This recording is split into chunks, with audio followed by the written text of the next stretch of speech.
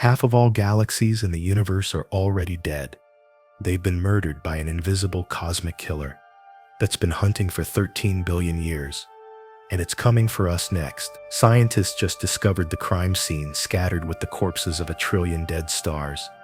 And what they found changes everything we thought we knew about our universe's fate. This is the story of the galactic graveyard, and why we might be living in the last garden before the lights go out forever. To understand how cosmic graveyards form, we first need to witness the miracle of stellar birth, a process so violent and magnificent it makes every nuclear weapon on Earth look like a party sparkler. Stars don't simply appear in the void. They're forged in cosmic battlefields called molecular clouds, vast regions of space that stretch across hundreds of light years and contain enough material to birth entire star clusters. These stellar nurseries might look peaceful through telescopes, but they're actually chaotic environments where gravity wages war against pressure in a contest that determines the fate of countless future suns. The drama begins when something disturbs the delicate balance within these dark clouds. Perhaps the shock wave from a distant supernova, the gravitational tug of a passing star, or simply random turbulence in the cosmic medium. Whatever the trigger, it creates a slight density enhancement in the cloud, a region where matter becomes just a little more concentrated than its surroundings. This tiny advantage is all gravity needs to begin its relentless assault. Like a cosmic avalanche, the denser region starts pulling in more material, growing stronger as it accumulates mass. What happens next unfolds over millions of years, but represents one of the most dramatic transformations in the universe. As the collapsing cloud fragment contracts under its own gravity, the gravitational potential energy gets converted into heat, causing the temperature to skyrocket from the frigid 400 degrees Fahrenheit of interstellar space to thousands of degrees. The pressure becomes so intense that electrons get stripped from atoms, creating a soup of charged particles called plasma. At this stage, the object becomes what astronomers call a protostar. Neither a true star, nor simply a cloud, but something caught between two worlds. The protostar continues to grow by devouring material from the surrounding cloud through a process called accretion. Picture a cosmic whirlpool where gas and dust spiral inward, forming an accretion disk that feeds the hungry protostar like a vast stellar placenta. This feeding frenzy can last anywhere from 100,000 years for massive stars to several million years for smaller ones. But the protostar faces a critical challenge during this phase. It's gaining mass so rapidly that it should collapse completely under its own weight. The only thing preventing total gravitational collapse is the outward pressure created by the heat generated from infalling material. This creates a cosmic tug-of-war between the inward crush of gravity and the outward push of thermal pressure. A battle that will define the star's entire existence. The transformation from protostar to true star happens when the core temperature reaches the critical threshold of 10 million Kelvin, roughly 18 million degrees Fahrenheit. At this hellish temperature, something extraordinary occurs that has never been replicated on Earth, despite decades of trying. Hydrogen nuclei, normally repelled by their positive electrical charges, are moving so fast they overcome this electromagnetic barrier and collide with devastating force. When 4 hydrogen nuclei fuse together through the proton-proton chain reaction, they create one helium nucleus, plus an enormous burst of energy, 26.2 million electron volts per reaction. To comprehend the scale of this stellar alchemy, consider that our Sun fuses 620 million tons of hydrogen into helium every single second, releasing energy equivalent to 100 billion hydrogen bombs per second. Yet this mind-boggling rate represents just a tiny fraction of the Sun's total hydrogen supply. It has enough fuel to continue this nuclear inferno for another 5 billion years. The energy produced in the Sun's core is so intense that a single cubic meter would generate enough heat to power all of human civilization for millions of years. The newborn star now enters its most precarious phase, achieving hydrostatic equilibrium. The outward radiation pressure from nuclear fusion must exactly counterbalance the inward gravitational pressure, creating a cosmic balancing act, more delicate than a house of cards in a hurricane. If fusion becomes too energetic, the star expands and cools, reducing the reaction rate. If gravity gains the upper hand, the core compresses and heats up, accelerating fusion. This self-regulating mechanism is what keeps stars stable for billions of years, but it's also what makes them so vulnerable to disruption. Once a star achieves this balance and clears away the remaining gas and dust from its birth cloud, it officially joins the main sequence, the longest and most stable phase of stellar life. Main sequence stars are cosmic engines of incredible efficiency, converting matter directly into energy through Einstein's famous equation, E=mc². Every second, stars like our Sun lose about 4 million tons of mass as pure energy radiates outward at the speed of light. This mass-energy conversion is so efficient that losing just 1 gram of matter releases as much energy as burning 3,000 tons of coal. The main sequence phase represents stellar middle age, a time of stability and steady energy production that can last anywhere from 10 million years for the most massive stars to over 1 trillion years for the smallest red dwarfs. During this time, the star maintains a complex internal structure with different layers burning different elements at different rates. The core remains the hottest and densest region where hydrogen fusion occurs, while the outer layers transport energy upward through convection and radiation. But even during this stable phase, subtle changes are occurring that will eventually doom the star. As hydrogen gets converted to helium in the core, the average molecular weight increases, requiring higher temperatures to maintain the same pressure. This forces the core to contract slightly and heat up, accelerating the fusion rate and causing the star to gradually brighten over time. Our Sun is about 30% brighter today than it was when life first appeared on Earth, and it will continue brightening until it eventually makes our planet uninhabitable. The stellar death sentence is written in physics itself.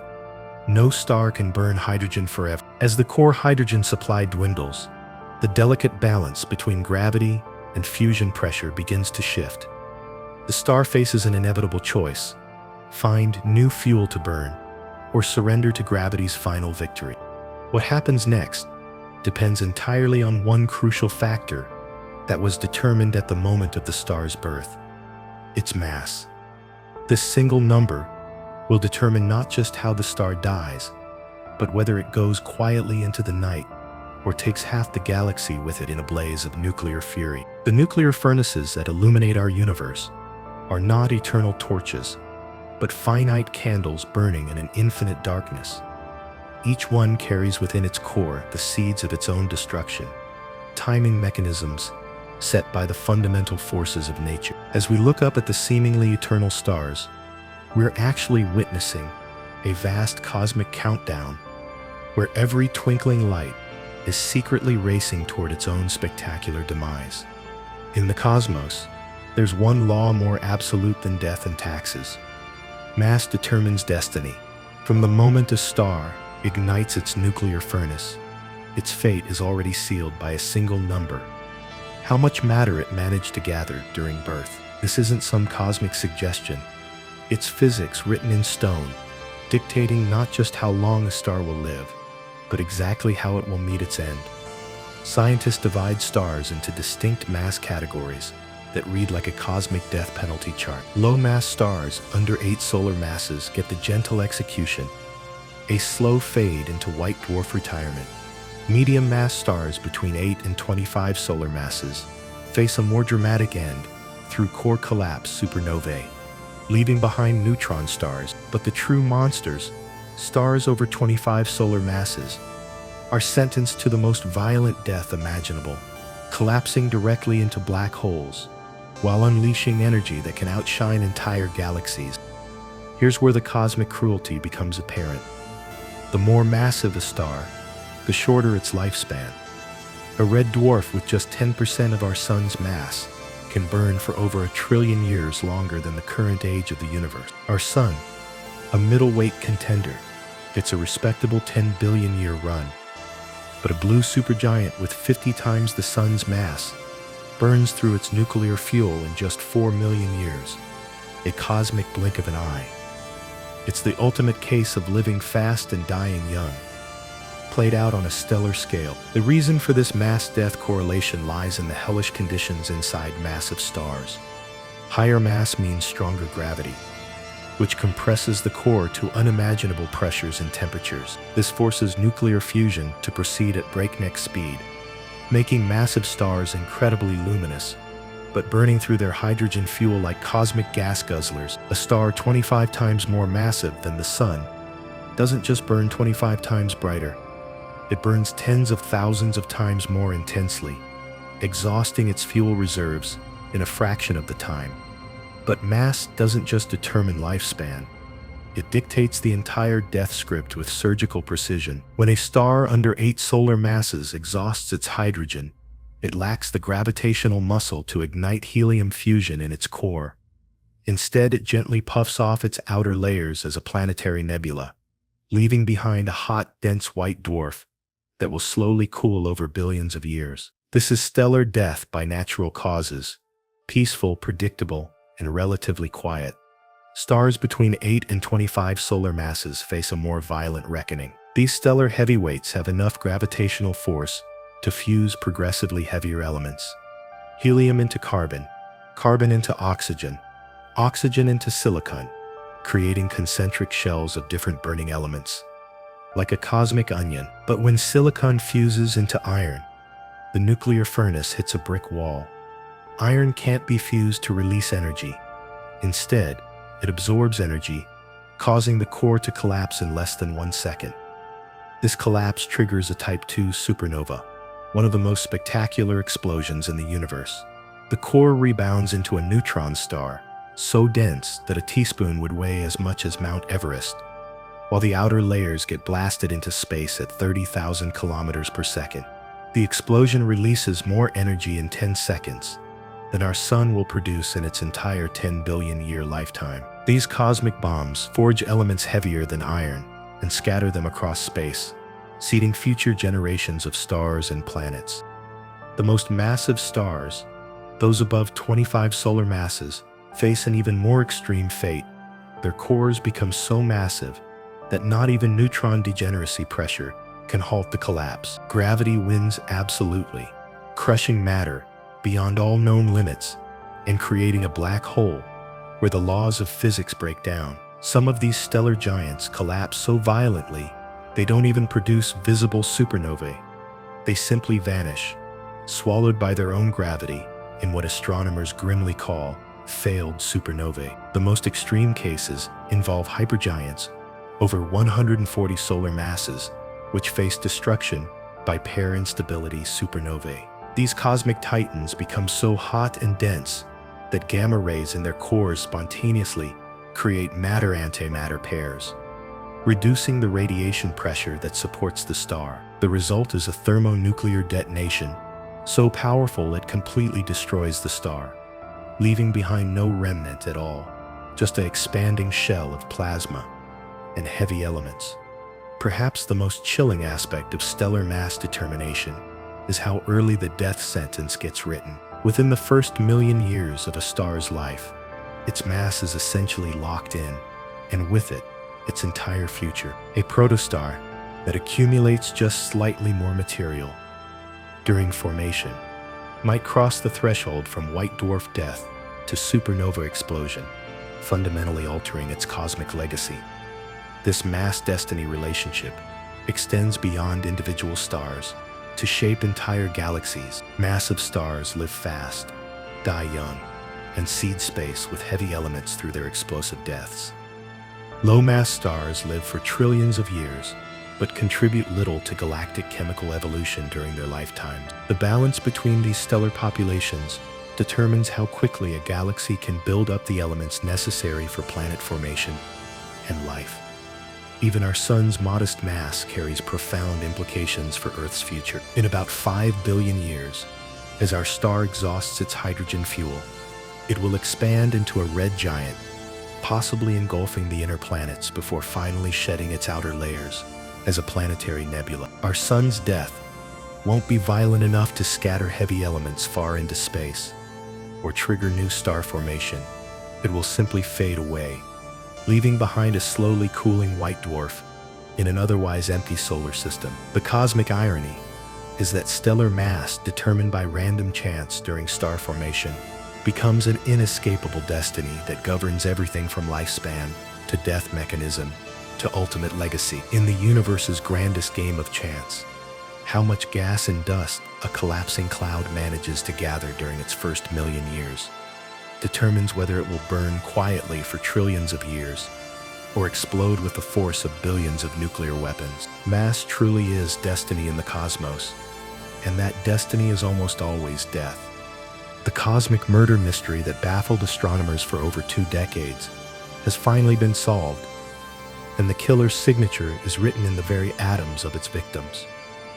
In May 25th, Yang Jiepeng and his team at Cambridge University published what may be the most significant breakthrough in understanding galactic death, conclusive evidence that entire galaxies are being systematically strangled to death across the universe. This isn't metaphorical language, it's a precise description of a murder mechanism that has claimed roughly half of all galaxies in existence, transforming vibrant star-forming systems into barren cosmic graveyards over the course of 4 billion years. The crime scene spans the entire observable universe. Astronomers have long known that galaxies fall into 2 distinct categories, the living and the dead. Living galaxies like our Milky Way blaze with the blue light of young, hot stars and remain rich in cold hydrogen gas, the raw material needed to birth new stellar generations. Dead galaxies, by contrast, glow with the reddish light of aging stars and contain virtually no cold gas, making them incapable of creating new stars.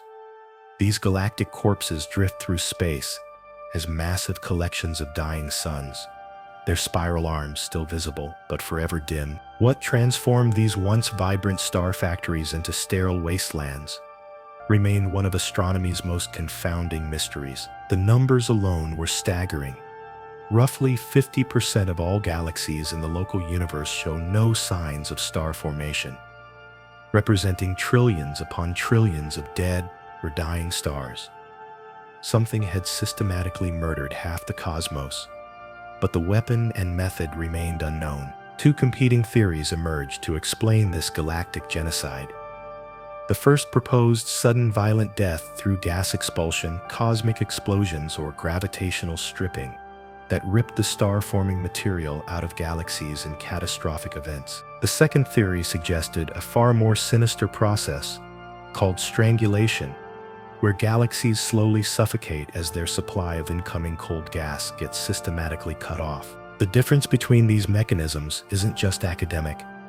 It determines whether galactic death is a rare catastrophic event or a common systematic process that threatens every galaxy in the universe. To solve this cosmic whodunit, Peng's team turned to forensic astronomy, analyzing the chemical fingerprints left behind in dead galaxies. Their weapon of choice was stellar metallicity, the concentration of elements heavier than hydrogen and helium that stars produce through nuclear fusion. Like blood spatter at a crime scene, these metal concentrations would reveal exactly how each galaxy died. The investigation required analyzing over 26,000 galaxies, using data from the Sloan Digital Sky Survey, creating the largest forensic database in cosmic history. Each galaxy's spectrum revealed its metal content with surgical precision, allowing astronomers to build detailed chemical profiles of both living and dead systems. What they discovered was smoking gun evidence that completely solved the murder mystery. Here's how the forensic analysis worked. When stars form and evolve, they act as cosmic furnaces, fusing hydrogen and helium into heavier elements like carbon, nitrogen, oxygen, and iron. When these stars die, they scatter these metals throughout their host galaxy, gradually enriching the galactic environment. The metal concentration in any galaxy therefore serves as a precise record of its star formation history. The more stars a galaxy has produced over time, the higher its metal content. If galaxies died through sudden gas expulsion, Their metal levels would freeze at whatever concentration existed at the moment of death, like a clock stopping when the power goes out. Star formation would cease immediately, preventing any further metal production. But if galaxies died through strangulation, something entirely different would occur. The galaxy would continue forming stars, using whatever cold gas remained inside, slowly burning through its reserves over billions of years, while simultaneously pumping more and more metals into the galactic environment. By the time the last gas was consumed, these strangled galaxies would show significantly higher metal concentrations than their living counterparts. The results were damning. Dead galaxies contain dramatically higher metal concentrations than living galaxies of similar mass. Exactly what would be expected from 4 billion years of slow strangulation. Professor Roberto Maiolino, co-author of the study, summarized the findings with chilling precision. This isn't what we'd expect to see in the case of sudden gas removal, but it is consistent with the strangulation scenario. The chemical evidence was so clear that it eliminated any reasonable doubt about the method of galactic murder. To confirm their findings, the team conducted an independent investigation using stellar age analysis. If strangulation was indeed the primary killer, dead galaxies should average about 4 billion years older than living ones. The precise time calculation predicts it would take for a strangled galaxy to burn through its remaining gas supply. The age difference they measured was exactly 4 billion years, providing independent confirmation of the strangulation mechanism. Dr. Andrea Cattaneo from the Observatoire de Paris provided a disturbingly accurate analogy for this galactic murder process. During human strangulation, the victim continues breathing available oxygen while carbon dioxide builds up in the bloodstream, creating a distinctive chemical signature that forensic investigators can detect. Similarly, strangled galaxies continue forming stars using available gas while metals accumulate in their stellar populations, leaving behind the telltale chemical fingerprints that astronomers have now identified. The timeline of galactic strangulation reads like a medical examiner's report. The process begins when a galaxy's supply of incoming cold gas gets systematically reduced or eliminated entirely. For the first billion years, the victim galaxy might continue forming stars normally, unaware that its cosmic lifeline has been severed. The galaxy continues to shine brightly, its spiral arms still glowing with new star formation, showing no external signs of distress. But the strangulation is already working. Without fresh gas and foul, the galaxy begins slowly consuming its internal reserves. Star formation rates remain steady initially, but the available fuel supply steadily diminishes. During the second billion years, subtle changes become apparent as gas density drops and star formation begins to decline. The galaxy's spiral arms start to lose their brilliant blue color as fewer massive, short-lived stars are born. The third billion years mark the onset of visible symptoms. Star formation rates drop significantly as the remaining gas becomes increasingly sparse and difficult to collapse into new stars. The galaxy's color shifts toward yellow and orange as its stellar population ages without adequate replacement. Spiral arms begin to fade as the contrast between star-forming regions and older stellar populations diminishes. The final billion years represent the galaxy's death throes. Sporadic bursts of star formation occur as the last concentrated gas pockets collapse, creating brief flickers of blue light in an otherwise reddening system. These final stellar generations continue pumping metals into the galactic environment, creating the elevated concentrations that serve as forensic evidence of strangulation. When the last cold gas is consumed, star formation ceases entirely, leaving behind a red and dead galaxy that will persist for trillions of years as a monument to cosmic murder. The scope of this galactic genocide is truly staggering. Strangulation accounts for the death of over 95% of all galaxies with stellar masses less than 100 billion solar masses, essentially every galaxy except the most massive elliptical. This means that the vast majority of cosmic star formation has already been systematically eliminated through this slow-motion murder process. The universe is being transformed from a vibrant ecosystem of star-forming galaxies into a collection of stellar graveyards where new life can no longer emerge. The identity of the murderer remains partially shrouded in mystery, though several suspects have emerged from the investigation. Galaxy clustering appears to be the primary accomplice in this cosmic crime. When galaxies fall into dense clusters, they face a process called ram pressure stripping, where the hot, thin gas between galaxies acts like a cosmic wind. This wind gradually blows away the cold gas reservoirs that fuel star formation, like a slow-motion hurricane stripping away the galaxy's atmosphere. The Coma Cluster serves as a particularly notorious crime scene, containing thousands of dead elliptical galaxies that were once vibrant spirals like our Milky Way. These galactic graveyards show the elevated metal signatures characteristic of strangulation, confirming that the dense cluster environment systematically murdered its inhabitant. The cluster's gravity well acts like a cosmic prison, trapping galaxies while slowly suffocating them through gas depletion. Environmental strangulation operates through multiple mechanisms. As galaxies orbit within clusters at speeds of thousands of kilometers per second, they encounter the hot intracluster medium, a thin but significant gas that fills the space between galaxies. This creates ram pressure that strips away the galaxy's own gas halo, severing its connection to the cosmic web filaments that normally supply fresh star-forming material. Additionally, tidal interactions with other cluster members can gravitationally disrupt gas clouds, heating them beyond the temperature threshold required for star formation. Another prime suspect lurks at the heart of galaxies themselves, supermassive black holes. These dark giants, containing millions to billions of solar masses, can generate powerful feedback mechanisms that heat and expel the galaxy's gas supply. When material falls into a supermassive black hole, it forms an accretion disk that reaches temperatures of millions of degrees, generating intense radiation and relativistic jets. This energy output can heat the surrounding gas to temperatures exceeding 10 million Kelvin, preventing it from cooling and condensing into stars. The feedback mechanism creates a self-regulating cycle of galactic suicide. As the galaxy forms stars and builds up its stellar mass, more material eventually makes its way to the central black hole.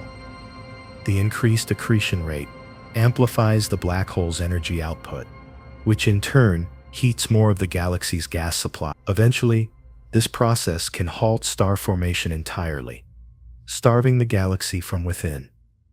It's a cosmic autoimmune disorder, where the galaxy's own central engine becomes the instrument of its destruction. Virial shock heating represents another potential murder weapon, particularly effective against massive galaxies. When gas falls into the deep gravitational wells of large dark matter halos, it gets shock heated to temperatures comparable to the halo's virial temperature, often exceeding the cooling threshold required for star formation. This effectively creates a hot gas atmosphere around the galaxy that prevents fresh cold gas from reaching the star-forming disk.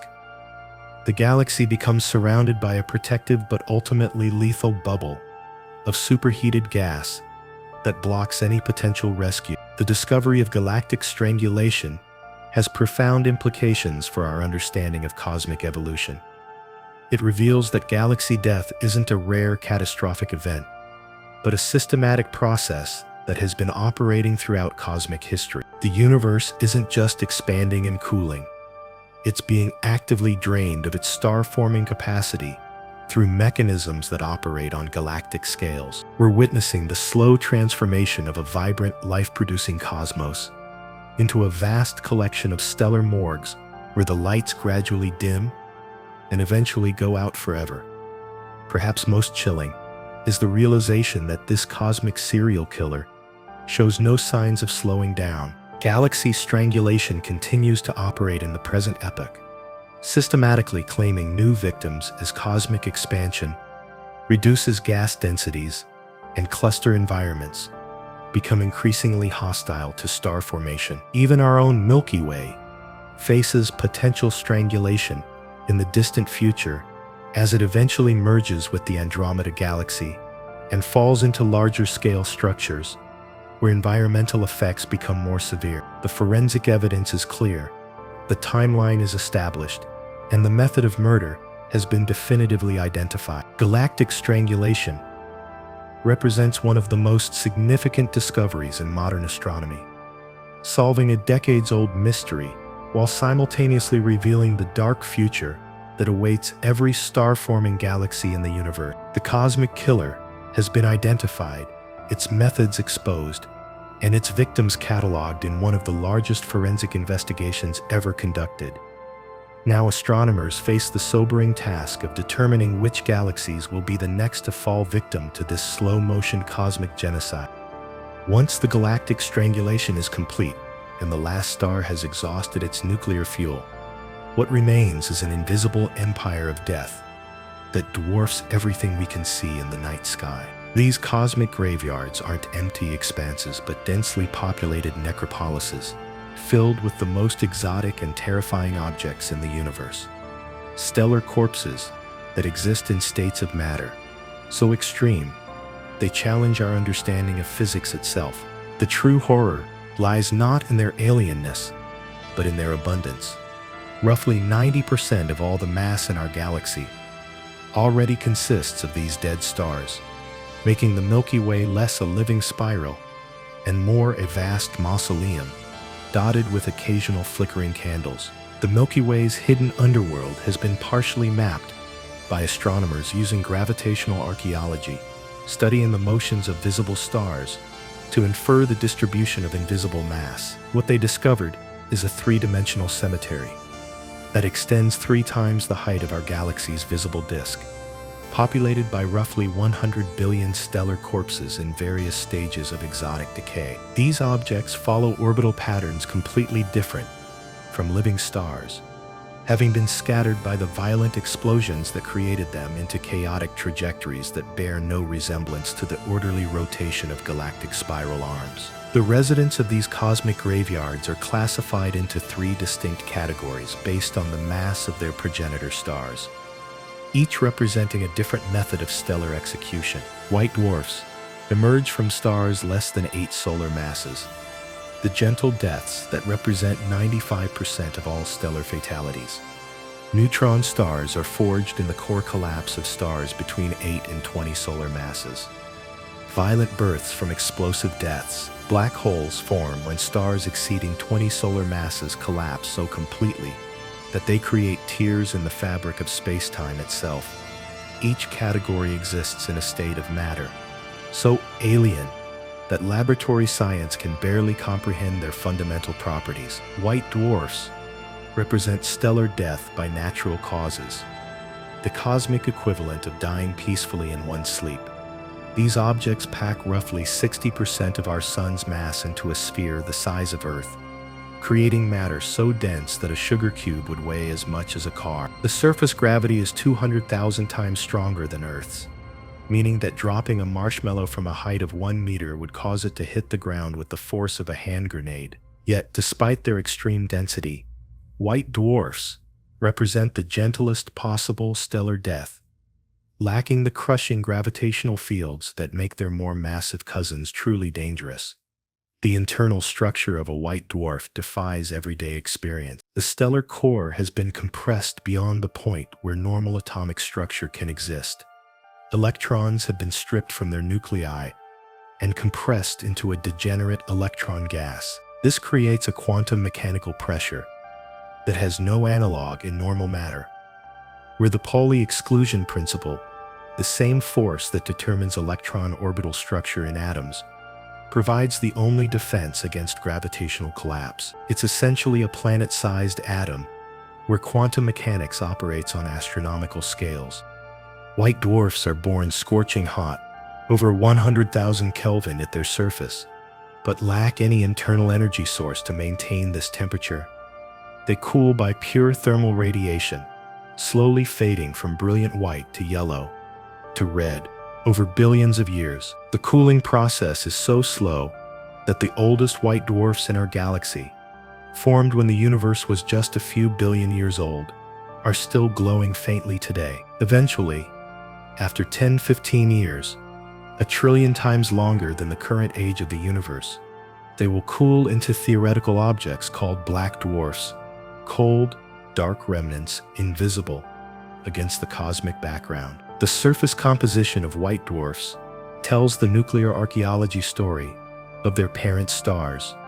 Most show pure hydrogen or helium atmospheres, just a few meters thick, beneath which lies a crystalline core of carbon and oxygen, the nuclear ash left from billions of years of helium fusion. Some white dwarfs show traces of heavier elements like neon, magnesium, or iron, evidence of more complex nuclear burning in their progenitor stars. The atmosphere is so thin that atmospheric pressure is millions of times lower than on Earth's surface. Yet the gravity is so intense that this gossamer thin layer cannot escape.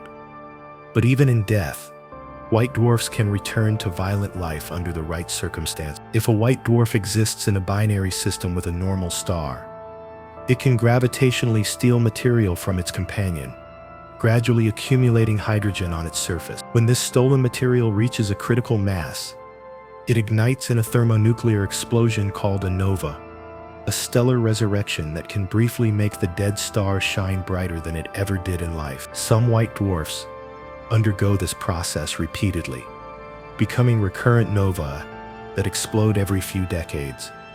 The ultimate white dwarf catastrophe occurs when the accumulated material pushes the stellar remnant beyond the Chandrasekhar limit, 1.4 solar masses. At this critical threshold, electron degeneracy pressure can no longer support the star against gravity, and the entire white dwarf explodes in a Type 1a supernova that can outshine an entire galaxy. These thermonuclear detonations are so energetic they completely destroy the white dwarf, leaving behind only an expanding shell of nuclear ash, and no stellar remnant. It's stellar death by suicide bombing, a final violent act that erases all evidence of the star's previous existence. Neutron stars occupy the next level of cosmic horror, objects where matter has been compressed beyond the breaking point of atomic structure itself.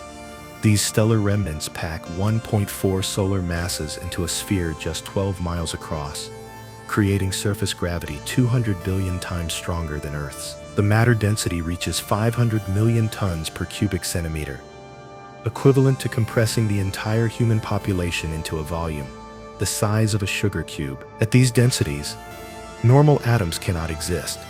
Protons and electrons are crushed together to form neutrons, creating matter that exists nowhere else in the known universe.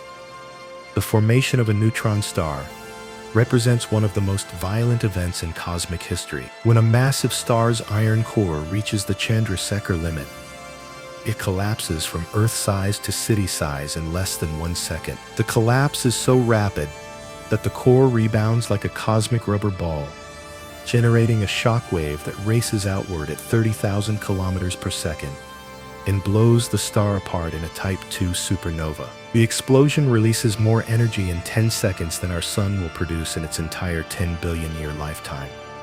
The interior structure of a neutron star creates a laboratory for extreme nuclear physics that cannot be replicated on Earth. The outer crust consists of atomic nuclei in a sea of degenerate electrons, similar to white dwarf matter, but at much higher densities. Deeper inside, neutrons begin to drip out of atomic nuclei, creating a superfluid of free neutrons. The inner core may contain exotic matter, including strange quarks, kaon condensates, or even more speculative forms of matter that exist only in these extreme conditions. Neutron stars don't die quietly like white dwarfs. They announce their presence through mechanisms that seem designed by a cosmic psychopath.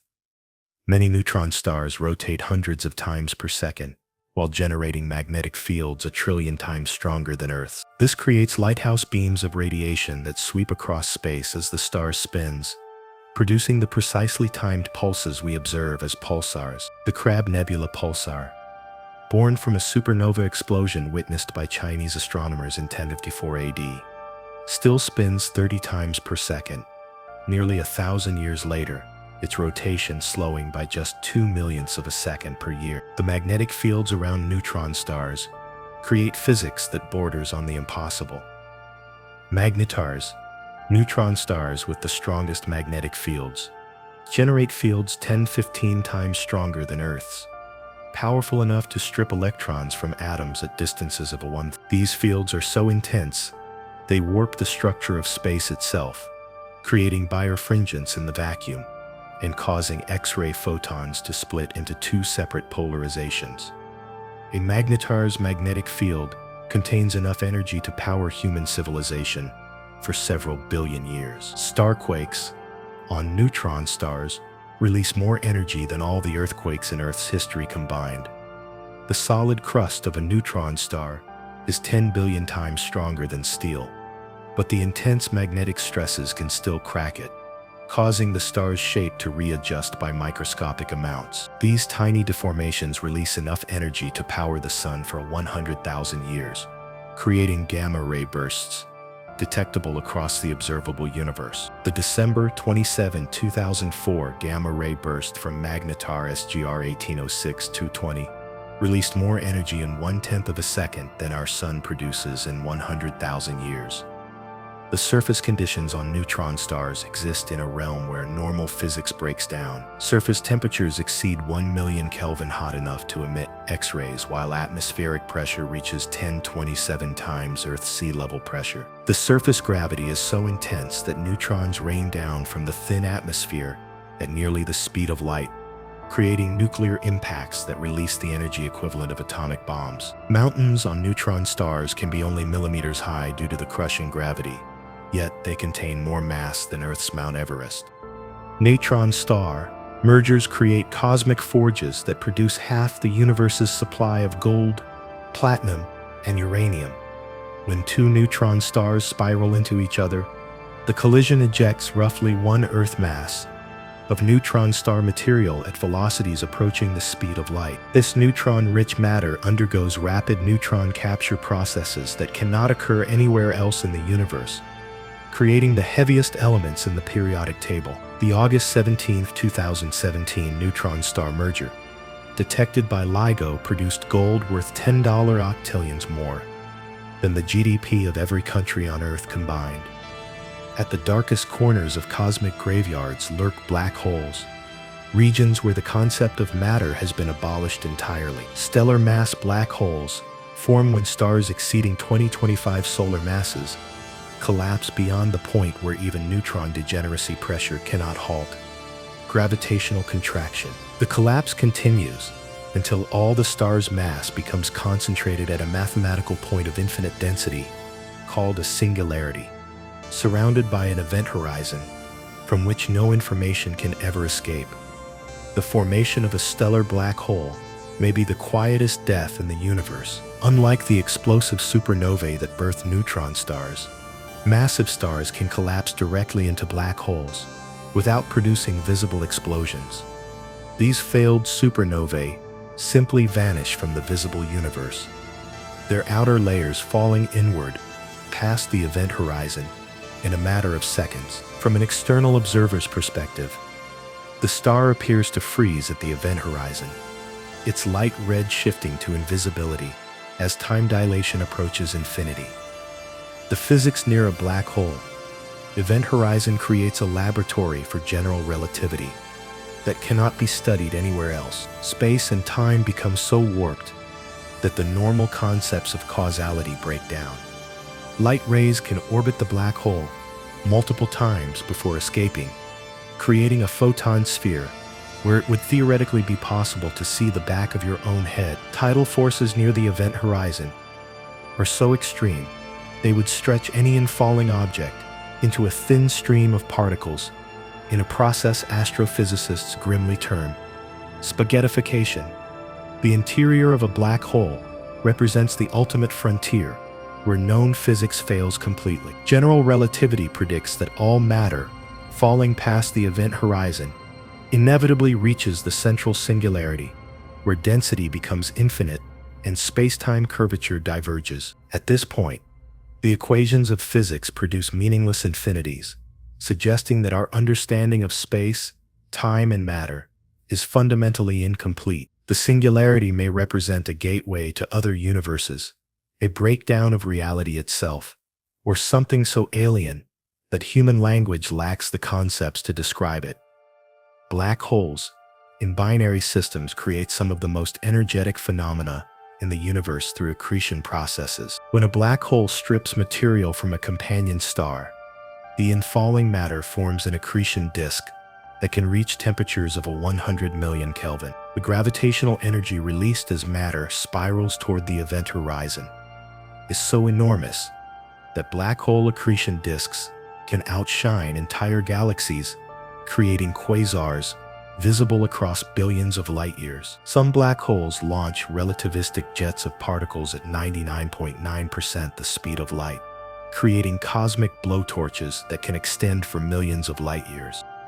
The event horizons of stellar mass black holes are surprisingly small, typically just a few kilometers across. A black hole with the mass of our Sun would have an event horizon only 6 kilometers in diameter, while a 20 solar mass black hole would span just one. These objects contain more mass than entire star systems, compressed into regions smaller than terrestrial cities, creating gravitational fields so intense they bend light into closed loops. Standing on the surface of a neutron star would subject you to gravitational acceleration 200 billion times stronger than Earth's. But approaching a black hole event horizon would stretch your body into a stream of elementary particles. The distribution of stellar remnants throughout galactic graveyards reveals the violent history written in cosmic death. Supernova explosions don't just kill stars.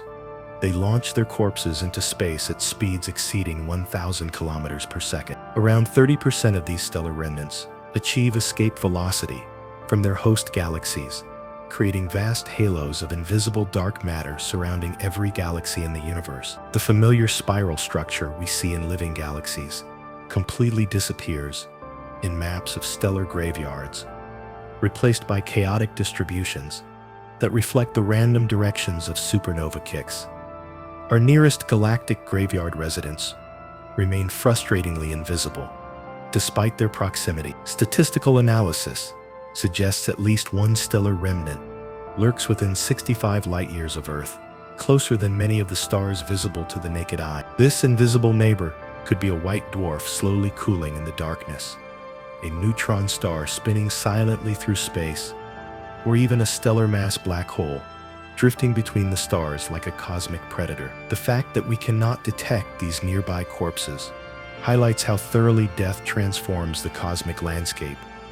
Objects that once blazed with the light of 1,000 suns become virtually undetectable phantoms. Supernova remnants create some of the most spectacular monuments in cosmic graveyards, expanding shells of superheated plasma that can persist for tens of thousands of years. The Vela supernova remnant spans 8 degrees of sky, 16 times the width of the full moon, yet represents just the aftermath of a single stellar death that occurred 11,000 years. These expanding shockwaves enrich the interstellar medium with heavy elements forged in stellar cores, scattering gold, iron, carbon, and oxygen across thousands of light years. Without these violent stellar deaths, the chemical elements necessary for rocky planets and biological life could never have been dispersed throughout the cosmos. The ultimate horror of cosmic graveyards lies not in their alien nature, but in their permanent. Unlike biological cemeteries where organic matter eventually decays and returns to the Earth, stellar corpses persist for periods that mock human comprehension of time. White dwarfs will continue cooling for over 10-15 years, 1,000 times longer than the universe has existed. Neutron stars and black holes appear to be genuinely eternal, showing no known mechanism for decay or destruction. These objects will outlive every living star, every planet, and every galaxy, drifting through an increasingly cold and empty cosmos long after the last light has faded from the universe. The cosmic graveyard operates under different physical laws than the visible universe we inhabit. Dynamical relaxation, a process where stellar remnants exchange kinetic energy through gravitational encounters slowly reshapes these graveyards over cosmic timescales. Lighter white dwarfs gain kinetic energy and get ejected from galaxies entirely, while heavier neutron stars and black holes sink toward galactic centers where they eventually merge with supermassive black holes. Within 1019 to 1020 years, this process will have cleared out 99% of all stellar remnants, leaving behind only central black holes as the final tombstones of entire galaxies. Perhaps most unsettling is the realization that we are already living inside a cosmic graveyard, rather than observing one from the outside. The invisible mass of stellar corpses in our galaxy outweighs all living stars by a factor of 10 to 1. Every night when we look up at the seemingly eternal stars, we are actually seeing a few remaining candles flickering in a vast mausoleum populated by billions of invisible dead. The Milky Way is less a living spiral galaxy than a memorial constructed from the ashes of countless previous stellar generations. The objects populating today's cosmic graveyards serve as time capsules preserving the entire history of stellar evolution. Each white dwarf carries in its crystalline core the nuclear archaeology of its parent star's fusion processes. Neutron stars contain matter compressed beyond anything reproducible in terrestrial laboratories, potentially revealing new physics about the fundamental nature of matter under extreme conditions. Black holes represent the ultimate frontier, where our understanding of space, time, and causality breaks down completely, offering glimpses into realms of physics that may require entirely new conceptual frameworks. But cosmic graveyards aren't merely monuments to death. They are essential factories in the ongoing machinery of cosmic evolution. The heavy elements scattered by dying stars become the building blocks for new stellar generations, rocky planets, and eventually life itself. Every atom in the human body, except hydrogen, was forged in the nuclear furnace of a dying star and scattered across space in a supernova explosion. In the most profound sense, we are temporary arrangements of stellar death products that have briefly achieved consciousness before inevitably returning to the cosmic graveyard from which we came. The scale of death in the universe becomes apparent when we consider that stellar corpses already dominate the mass budget of most galaxies. We are not witnessing the gradual transformation of a living cosmos into a cosmic graveyard. We are already living within that graveyard, surrounded by the invisible remains of countless previous cosmic civilizations. The few living stars we see represent the final generation of cosmic life, burning their nuclear fuel in a universe already dominated by the cold remnants of stellar death. The cosmic graveyard isn't a distant future. It's our present reality, and we are among its final inhabitants. In 1950, during a casual lunch conversation at Los Alamos National Laboratory, physicist Enrico Fermi, the man who helped build the first nuclear reactor, posed a question that would haunt astronomers for the next 7 decades. While discussing the possibility of extraterrestrial life with colleagues Emil Konopinski, Edward Teller, and Herbert York, Fermi suddenly exclaimed, "Where is everybody?" This simple question would evolve into what scientists now call the Fermi Paradox, the most unsettling contradiction in all of modern astronomy. The paradox emerges from a collision between mathematics and reality that should keep anyone awake at night. On one side, we have the Drake equation, formulated by astronomer Frank Drake in 1961, which attempts to estimate the number of communicating civilizations in our galaxy. The equation multiplies 7 variables: the rate of star formation, the fraction of stars with planets, the number of planets that could support life, the fraction that actually develop life, the fraction that develop intelligence, the fraction that develop detectable technology, and how long such civilizations survive. Even with conservative estimates, the numbers are staggering. The Milky Way contains between 200–400 billion stars, with potentially 70 sextillion stars in the observable universe. If even a microscopic percentage of these stars host intelligent life, we should be swimming in alien civilization. Some calculations suggest there could be anywhere from 1,000 to 100 million advanced civilizations in our galaxy alone. Yet when we scan the cosmos with our most sensitive instruments, we hear nothing but the cosmic microwave background, the universe's death rattle from the Big Bang. The mathematical argument becomes even more compelling when we consider time scales. Many stars in our galaxy are billions of years older than our Sun, meaning any civilizations that arose around them would have had enormous head starts on technological development, even with conservative assumptions about interstellar travel, speeds far below the speed of light. A civilization could colonize the entire Milky Way in just 5 to 50 million years. This is a geological blink of an eye compared to the galaxy's 13. Where are the Dyson spheres harvesting stellar energy?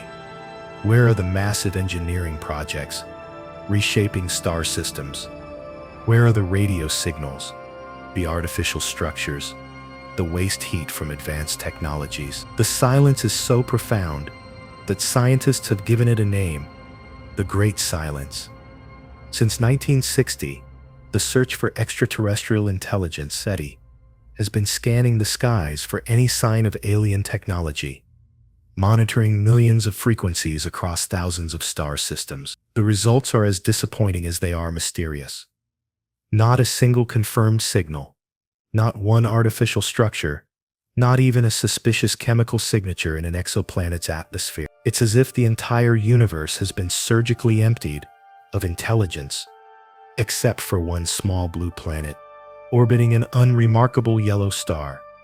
The Fermi Paradox has spawned dozens of proposed solutions, each more unsettling than the last. The first category suggests we are alone, or nearly alone, in the universe. Perhaps one or more variables in the Drake equation is vanishingly small.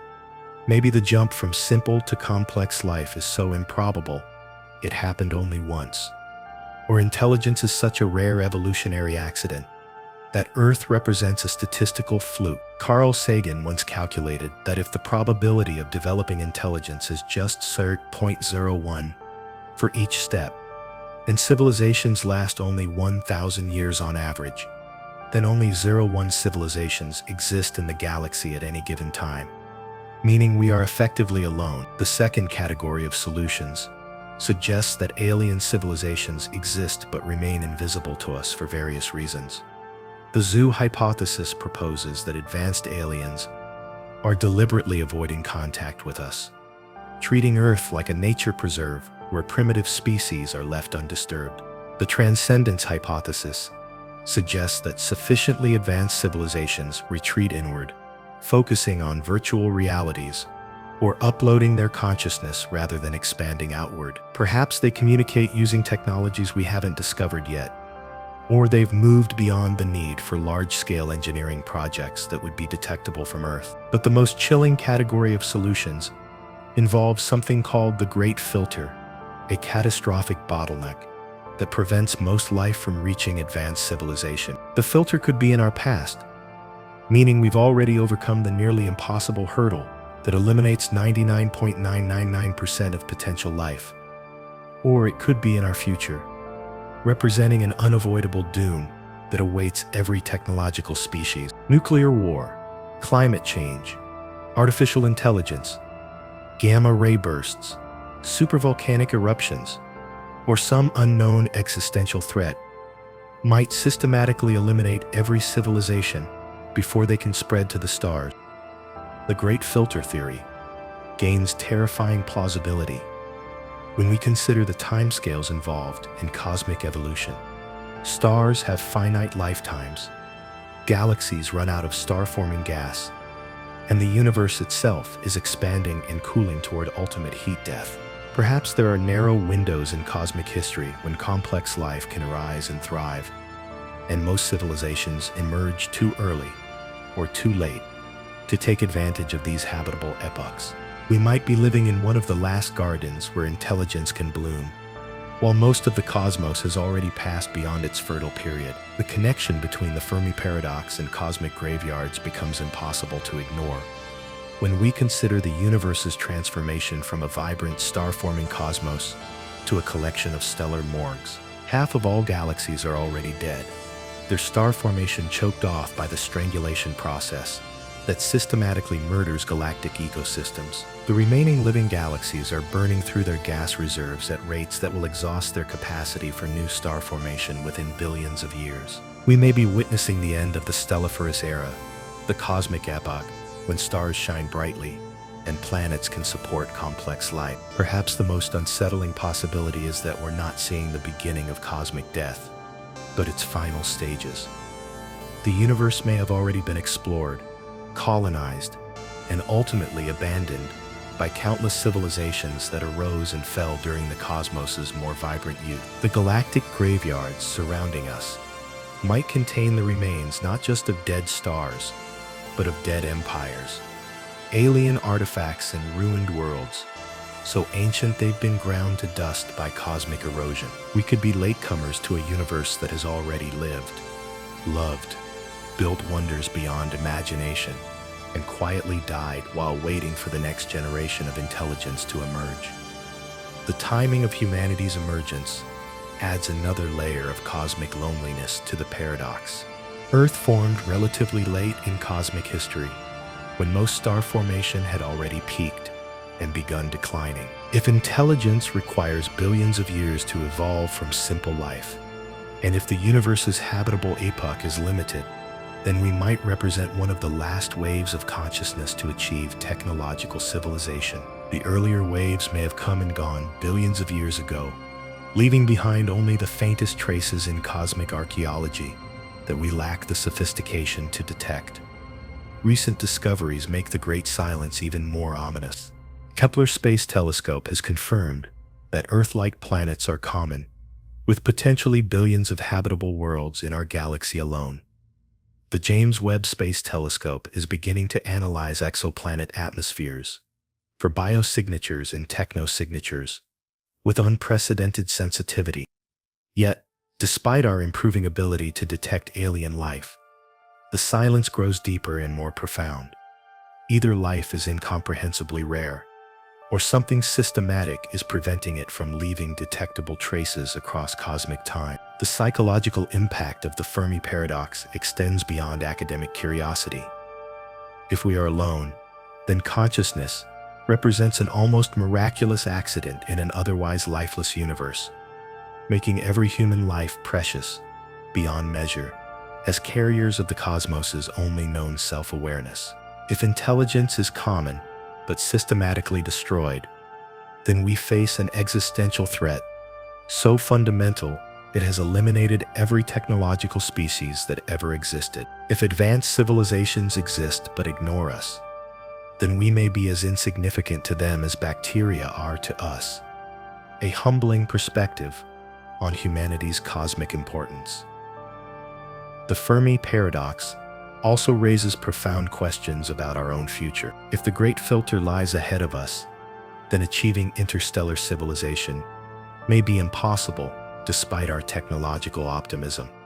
Climate change, nuclear weapons, artificial intelligence, biotechnology or nanotechnology could represent the test that every species faces and ultimately fails. The fact that we see no alien civilizations might not reflect their absence in the past, but our own inevitable absence in the future.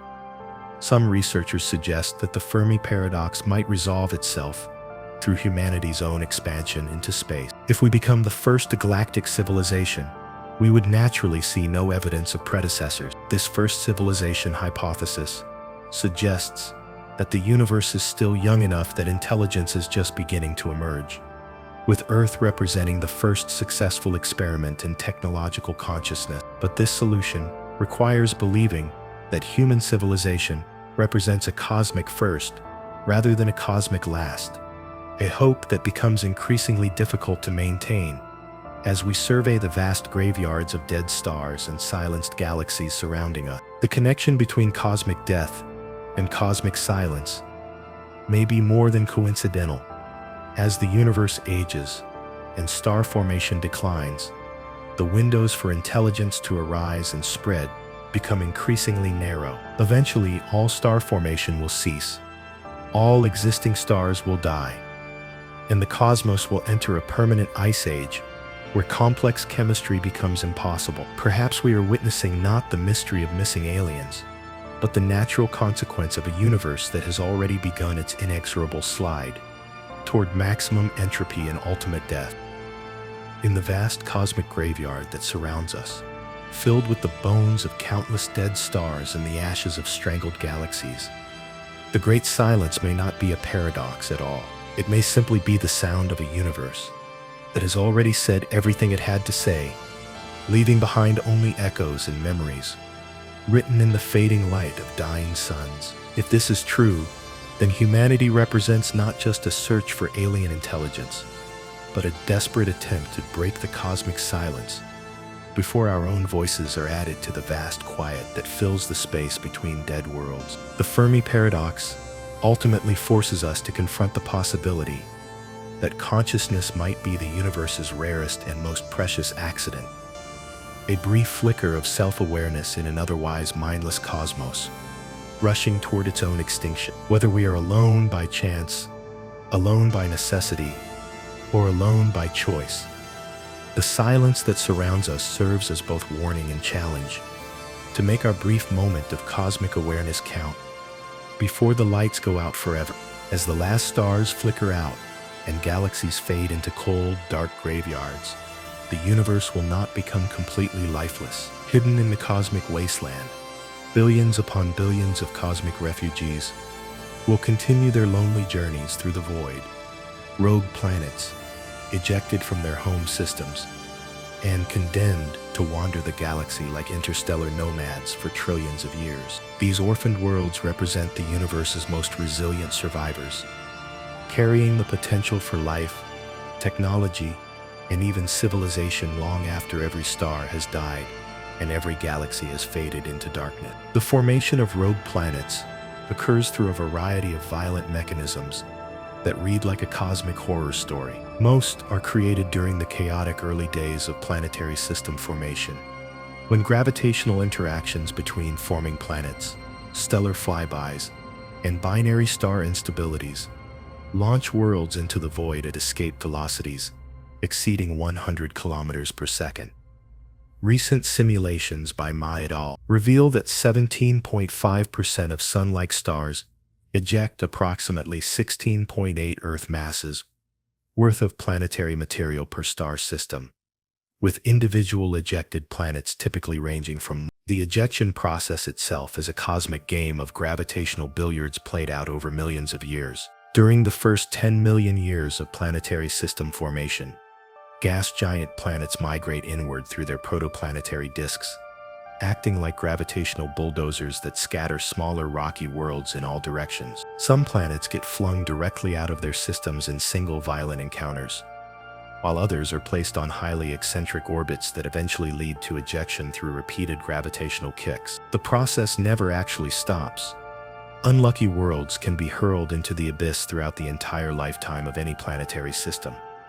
But ejection represents only one pathway to planetary orphanhood. Recent observations by the James Webb Space Telescope have revealed giant rogue planets that appear to have formed through direct collapse of molecular clouds, similar to failed stars. These objects, with masses 5 to 10 times that of Jupiter, never accumulated enough material to ignite nuclear fusion, but retained enough mass to potentially harbor their own miniature planetary systems. The discovery challenges fundamental assumptions about planetary formation and suggests the universe contains far more complexity than previously imagined.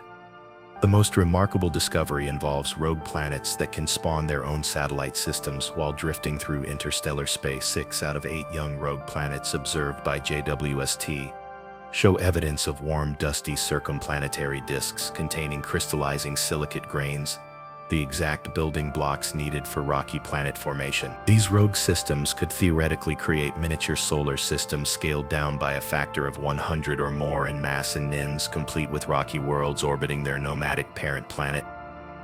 An even more exotic formation mechanism involves gravitational bridges created when two star systems pass within a few light years of each other. Computer simulations show that circumstellar disks sweeping past each other at 3-4 kilometers per second can create material bridges that form binary planet pairs, which are then ejected from both systems with velocities matching the local stellar cluster. This process could explain the existence of binary rogue planets, pairs of worlds locked in gravitational embrace as they journey through the cosmic void together.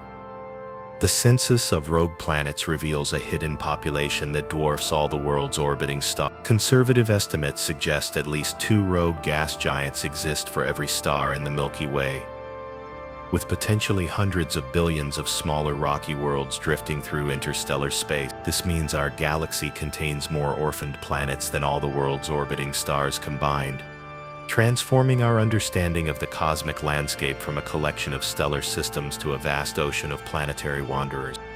Recent surveys have uncovered rogue planet populations that exceed theoretical predictions by a factor of 7.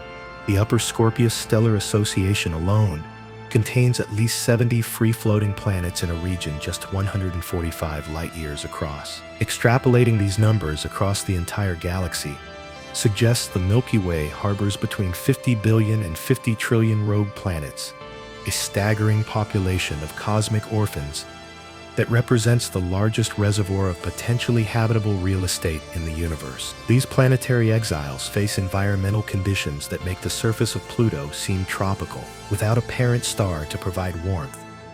Rogue planets exist in permanent ice ages where surface temperatures hover just 2.7 Kelvin above absolute zero, the temperature of the cosmic microwave background radiation left over from the Big Bang. At these temperatures, even hydrogen freezes solid, creating landscapes of exotic molecular ices under skies that never see dawn.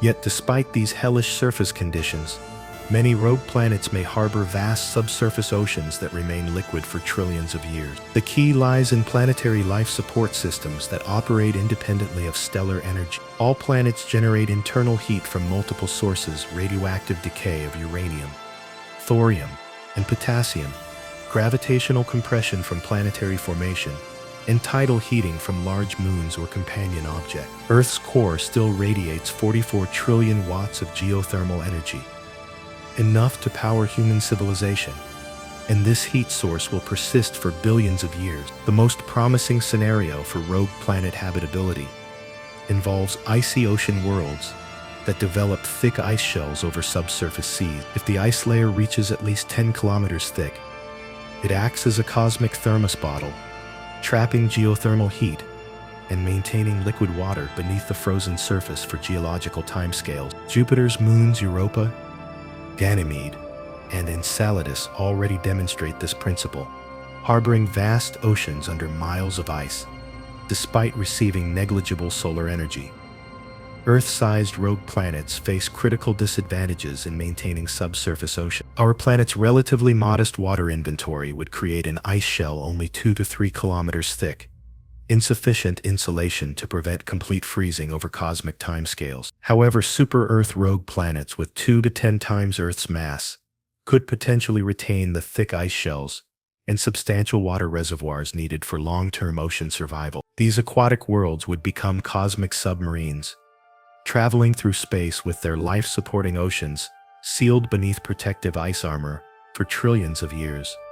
An even more exotic survival strategy involves rogue planets wrapped in thick hydrogen atmospheres that act as cosmic blankets. Hydrogen is the universe's most efficient greenhouse gas, capable of trapping planetary heat so effectively that surface temperatures can remain above freezing even in the depths of interstellar space. A rogue planet with a hydrogen atmosphere 10 to 100 times thicker than Earth's could maintain liquid water lakes and oceans on its surface for tens of billions of years, while drifting through the cosmic void. These blanket worlds would exist in perpetual twilight beneath their smothering atmospheric envelopes, invisible to human eyes, but potentially harboring complex ecosystems. The hydrogen atmosphere would create intense greenhouse effects, with atmospheric pressures potentially reaching hundreds of times Earth's surface pressure.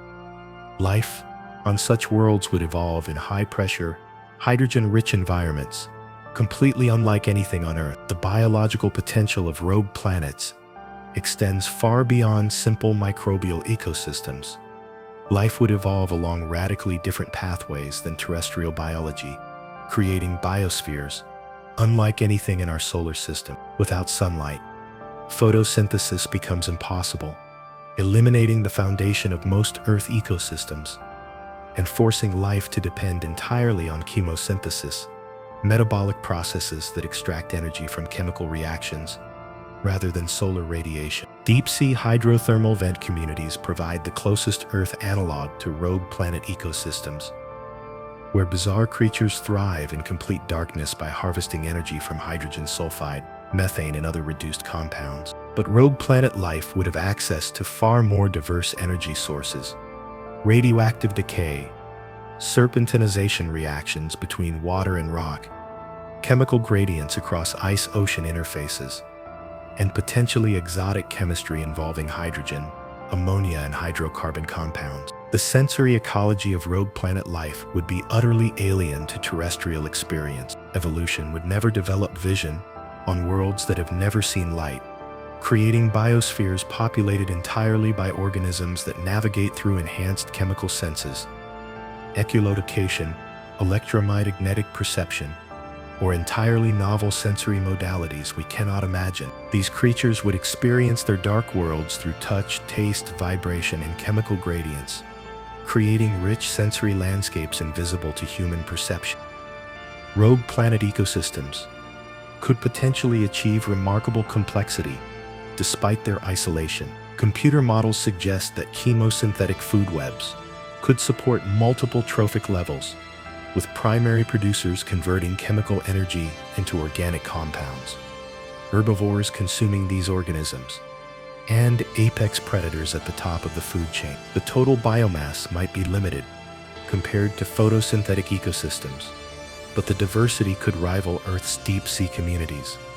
Some researchers speculate about the possibility of technological civilizations arising on rogue planets. While the energy constraints would make complex technology challenging, civilizations that evolved in high-energy chemical environments might develop entirely different technological pathways based on biochemistry, metallurgy, and chemical engineering, rather than electronics and combustion. These alien technologists would face the ultimate survival challenge: maintaining their civilization on a world drifting through the cosmic void for billions of years.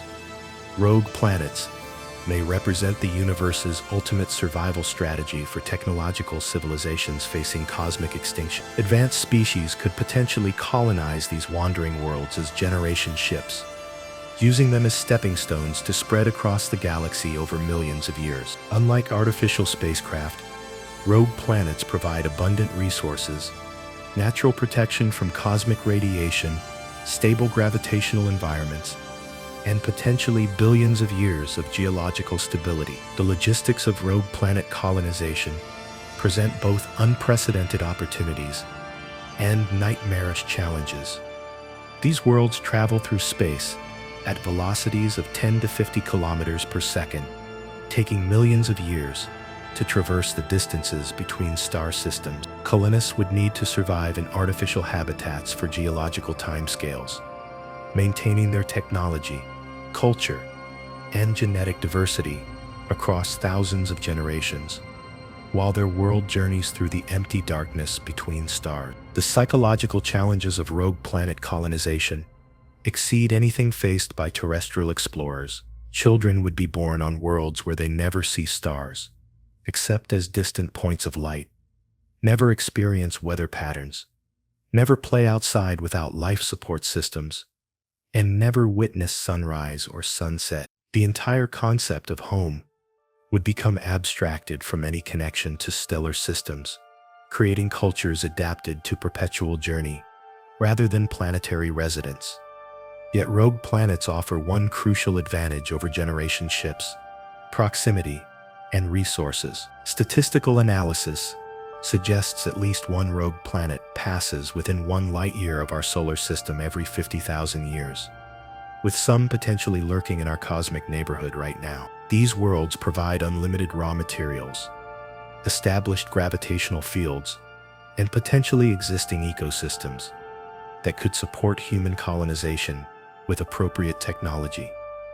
The capture mechanics of rogue planets add another layer to their potential utility. Computer simulations show that roughly 36% of rogue planets passing through stellar systems get gravitationally captured, becoming permanent members of their new solar families. Stars can also exchange rogue planets through gravitational encounters, creating opportunities for interstellar transportation and communication across cosmic distances.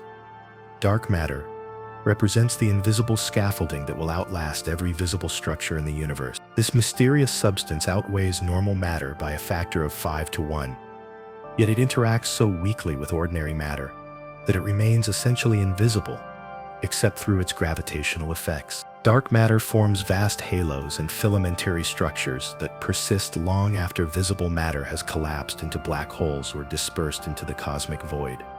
The dark matter universe operates on scales that dwarf anything made of normal matter. Dark matter halos extend far beyond the visible boundaries of galaxies, creating gravitational wells hundreds of thousands of light years across. These structures will continue to exist long after every star has died and every galaxy has faded, providing the only remaining organizational framework in a universe rushing toward maximum entropy. Rogue planets embedded in dark matter halos could continue orbiting invisible gravitational centers for periods exceeding 10-20 years, a million billion times longer than the current age of the universe. The dark matter scaffolds would preserve the orbital mechanics of long-dead galaxies, creating ghost systems where planetary remnants continue their ancient dances around gravitational memories of stellar civilizations. The interaction between rogue planets and dark matter structures could create exotic physical phenomena. If dark matter particles undergo weak interactions or decay processes, they could provide additional heat sources for rogue planets over cosmic timescales. Dark matter annihilation events might create localized heating effects that help maintain subsurface oceans or atmospheric conditions on wandering worlds. Even more speculative is the possibility that dark matter itself could support complex structures analogous to atoms, molecules, or biological systems. If dark matter particles interact through undiscovered forces, they could potentially form dark atoms, dark chemistry, or even dark life that coexists with normal matter on rogue planets. These dark biospheres could persist for cosmic timescales far exceeding anything possible with normal matter, creating hidden ecosystems invisible to conventional observation. The ultimate fate of rogue planets depends on physical processes operating over unimaginable timescales. Proton decay, if it occurs as predicted by some grand unified theories, would gradually dissolve the atomic nuclei that make up planetary matter over periods of. Even if protons are stable, quantum tunneling effects might allow rogue planets to spontaneously collapse into black holes or undergo phase transitions into exotic matter states over 10-50-year timescales. But until these ultimate quantum mechanical endpoints, rogue planets represent the most durable forms of organized matter in the universe. They will outlive every star, every galaxy, and every bound stellar system, carrying with them the chemical legacy of stellar nucleosynthesis and possibly the biological legacy of extinct civilizations. These cosmic survivors will serve as the universe's memory banks, preserving complexity achieved during the bright epoch when stars illuminated the cosmos. The discovery that rogue planets can form their own satellite systems adds yet another layer to their cosmic significance. These wandering worlds don't just preserve existing complexity, they actively create new structures, even while drifting through the void. The James Webb Space Telescope observations suggest that planet formation around rogue objects could continue for millions of years after ejection, potentially creating entirely new categories of planetary systems that exist independent of stellar energy. Rogue planetary systems could develop into cosmic ecosystems spanning multiple worlds. A massive rogue planet with several smaller companions could support interconnected biospheres, with life potentially spreading between worlds through meteorite impacts or deliberate transfer by technological civilization. These nomadic ecosystem clusters would represent the ultimate in biological resilience, capable of surviving the death of stars, galaxies, and possibly even the universe itself. The psychological impact of understanding rogue planet abundance extends far beyond scientific curiosity. These worlds represent cosmic metaphors for resilience in the face of abandonment, loss, and cosmic indifference. They demonstrate that complexity, organization, and possibly even consciousness can persist and even thrive when stripped of all external support systems.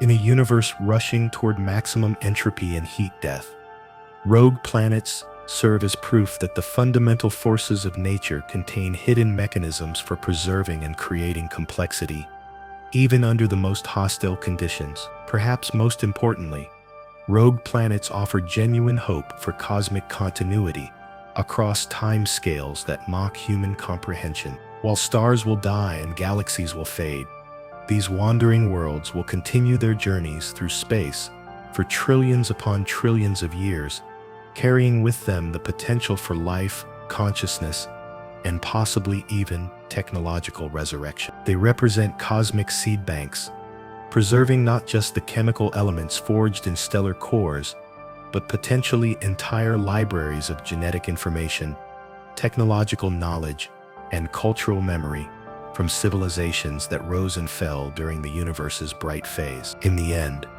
rogue planets and their dark matter scaffolds may represent the closest thing to immortality the universe allows. While everything else fades into darkness, these cosmic survivors will continue their endless voyages through the void, carrying the memory of stars, the heritage of galaxies, and the possibility of future awakening across time scales that span the entire history of cosmic evolution. They are the universe's final testament to the power of persistence over entropy, complexity over chaos, and hope over cosmic despair. The rogue planet populations discovered so far likely represent only the beginning of a vast hidden cosmos. Future surveys with the Nancy Grace Roman Space Telescope are expected to discover hundreds of additional free-floating worlds, revolutionizing our understanding of planetary formation and cosmic evolution. Each new discovery adds to the growing realization that the universe contains far more complexity, diversity, and potential for life than we ever imagined, hidden in the darkness between stars, waiting to be discovered by civilizations brave enough to venture into the cosmic void. As we peer into the cosmic graveyard surrounding us and witness the systematic strangulation of galaxies across the universe, one final question looms larger than all others. Is this slow-motion apocalypse merely the prelude to something even more profound? The ultimate death of reality itself? The answer depends on which version of cosmic extinction wins the race. Classical heat death, where the universe slowly freezes into perfect stillness, or exotic quantum resurrection scenarios that could potentially restart the entire cosmos from pure nothingness. The heat death scenario represents the most scientifically accepted vision of universal extinction, and it's more terrifying than any horror movie, because it's probably inevitable. Based on the second law of thermodynamics, heat death doesn't mean the universe gets hot. It means all temperature differences disappear, creating a cosmic equilibrium where no energy can flow and no work can be performed. Imagine a universe where every region has exactly the same temperature, density, and energy level, making any form of complexity, computation, or life fundamentally impossible. The timeline of heat death reads like a cosmic obituary, written across unimaginable timescales. We're currently living in the stelliferous era, when stars shine brightly and provide energy for complex processes. This golden age will last approximately 100 trillion years, about 10,000 times longer than the universe has existed so far. During this period, star formation will gradually decline as galaxies exhaust their supplies of hydrogen gas, and existing stars will slowly burn out without replacement. The transition to the degenerate era begins when the last red dwarf stars finally exhaust their nuclear fuel around 1040. During this phase, the universe will be populated entirely by stellar corpses, white dwarfs, slowly cooling toward absolute zero. neutron stars spinning down from their primordial rotations, and black holes of various masses. These remnants will persist for periods that mock human comprehension of time, with white dwarfs taking 10-15 years to cool completely, and neutron stars remaining largely unchanged for even longer. But even stellar corpses aren't immortal. The black hole era, beginning around 1040 years from now, will witness the gradual evaporation of all remaining matter through Hawking radiation. Stephen Hawking's predictions show that black holes slowly leak energy by emitting virtual particles, with smaller black holes evaporating faster than larger ones. Solar mass black holes will take 1067 years to completely evaporate, while supermassive black holes containing billions of solar masses will persist until 100 years, a Google years into the future. The final dark era represents the universe's ultimate fate under heat-death scenarios. No normal matter will remain, only a sparse sea of photons, leptons, and other enemy particles spreading ever farther apart. As cosmic expansion continues, the temperature will asymptotically approach absolute zero, while the average density drops toward zero as well. In this state of maximum entropy, no energy gradients exist to power any form of information processing, making consciousness, computation, or even the most basic chemical reactions impossible. The mathematical certainty of heat death stems from fundamental thermodynamic principles discovered in the 19th century. Lord Kelvin first extrapolated the concept of mechanical energy loss to universal scales, recognizing that all organized energy eventually degrades into waste heat. The second law of thermodynamics guarantees that entropy, the measure of disorder, must increase over time in any closed system. Since the universe appears to be a closed system, its entropy must continuously increase until reaching the maximum possible value. Recent observations have made heat death even more inevitable by revealing the existence of dark energy. This mysterious force, comprising roughly 69% of the universe's total energy density, drives the accelerating expansion of space itself. Unlike matter and radiation, which become diluted as the universe expands, dark energy maintains constant density, causing the expansion rate to increase exponentially over cosmic time. This means the universe will never contract back into a hot, dense state. It will expand forever, cooling and diluting until heat death becomes unavoidable. The discovery of dark energy has eliminated the possibility of cyclical universe scenarios that could avoid heat death. Before 1998, astronomers thought the universe might contain enough matter to eventually halt expansion and trigger a big crunch, a reversal of the Big Bang, that could potentially restart cosmic evolution. This would have allowed for infinite cycles of expansion and contraction, creating eternal cosmic reincarnation. But dark energy ensures that expansion will accelerate forever, making the Big Crunch impossible and condemning the universe to heat death. Yet even in the face of thermodynamic inevitability, quantum mechanics offers tantalizing possibilities for cosmic resurrection. The Poincare recurrence theorem suggests that any finite system must eventually return to arbitrarily close approximations of its initial state, given infinite time. In practical terms, this means that quantum fluctuations could eventually recreate any configuration of matter and energy that has ever existed, including entire universes, galaxies, stars, planets, and even conscious beings. The timescales involved in quantum resurrection scenarios are so vast, they transcend normal mathematical notation. A typical recurrence time for recreating a single human brain through random quantum fluctuations would be approximately 1050 years. A number so large that writing it out would require more atoms than exist in the observable universe. Recreating an entire observable universe would take vastly longer, possibly requiring 1050 years or more. But infinity makes even the most improbable events inevitable. Given unlimited time, quantum fluctuations must eventually produce every possible arrangement of matter and energy, including perfect copies of our current universe, complete with Earth, human civilization, and individual conscious experiences. These Boltzmann brains and Boltzmann universes would be indistinguishable from the originals, experiencing identical histories and futures, despite arising from pure chance. The quantum resurrection scenario becomes even more exotic.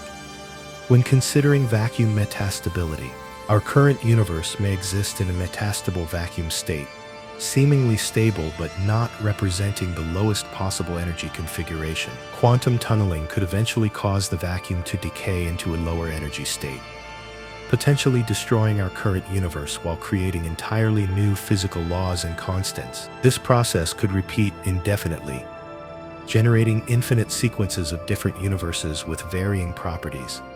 Some theoretical physicists propose even more speculative resurrection mechanisms. If space-time itself has quantum properties, then geometric fluctuations could spontaneously create new regions of space with different physical properties. These baby universes might bud off from our cosmos like bubbles in champagne, each developing its own evolutionary trajectory. The multiverse, arising from this process, could contain infinite variations on cosmic themes, ensuring that consciousness and complexity never completely disappear. The concept of quantum tunneling through the landscape of possible vacuum states offers another pathway to cosmic resurrection. String theory suggests that our universe's physical constants, the masses of particles, the strengths of fundamental forces, and the cosmological constant, are determined by the shape of extra dimensions we cannot perceive. Quantum effects could potentially cause these dimensions to fluctuate, changing the values of physical constants and effectively creating new universes with different properties. Even more radical is the possibility that consciousness itself could play a role in cosmic resurrection. Some interpretations of quantum mechanics suggest that observation or measurement can influence the evolution of quantum systems. If consciousness can survive the heat death of the universe through quantum information processing in vacuum fluctuations or other exotic substrates, it might potentially influence the probability of favorable quantum events. This would create a form of anthropic resurrection, where consciousness actively participates in creating favorable cosmic conditions. The mathematical framework for quantum resurrection relies on the eternal nature of quantum probability. Unlike classical systems that reach equilibrium and stop changing, quantum systems continue evolving through unitary time evolution. Even after reaching thermal equilibrium, the quantum vacuum itself remains active, producing virtual particle pairs and vacuum fluctuations that never cease.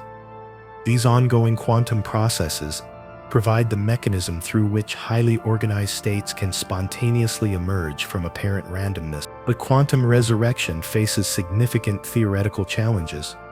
The no-cloning theorem of quantum mechanics states that it's impossible to create perfect copies of arbitrary quantum states. This suggests that quantum resurrection might only produce approximate reconstructions of past states, rather than exact duplicate. Additionally, quantum decoherence effects could prevent the delicate quantum correlations needed for consciousness from persisting across the extreme timescales involved in resurrection scenarios. The information-theoretic aspects of cosmic death and resurrection add another layer of complexity. If information is truly conserved in quantum mechanics, then the complete specification of any quantum state, including conscious experiences, must persist somewhere in the universe's quantum description. This information could potentially be recovered and reconstructed through sufficiently sophisticated quantum computers, even after the original physical substrates have been destroyed. The universe itself might serve as a vast quantum computer, storing and processing the information content of all possible experiences.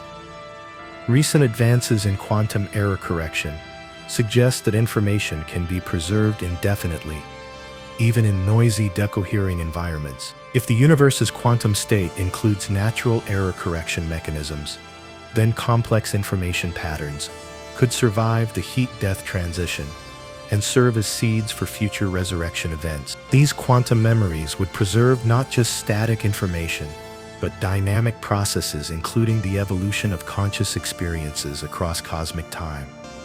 The holographic principle from string theory offers yet another perspective on cosmic resurrection. If the entire information content of our three-dimensional universe is encoded on a two-dimensional boundary, then the destruction of matter and energy in our volume might not eliminate the information stored on the holographic boundary. Quantum fluctuations affecting this boundary could potentially reconstruct the interior universe, creating resurrection through holographic projection.